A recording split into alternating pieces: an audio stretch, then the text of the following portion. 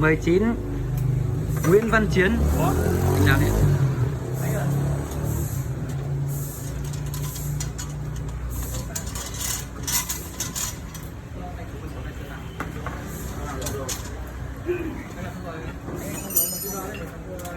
Gọi mấy người lên chờ sẵn, ai xong rồi vào trong đi, có trong phòng luôn đấy.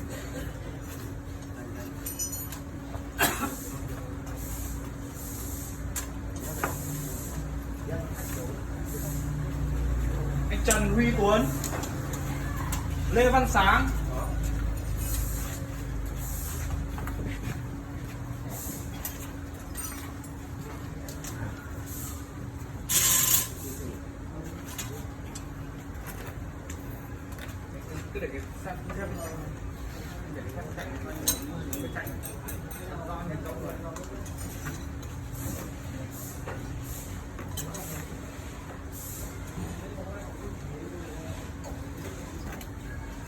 rồi anh ơi, anh Trần Văn Vịnh. Xin chào đây.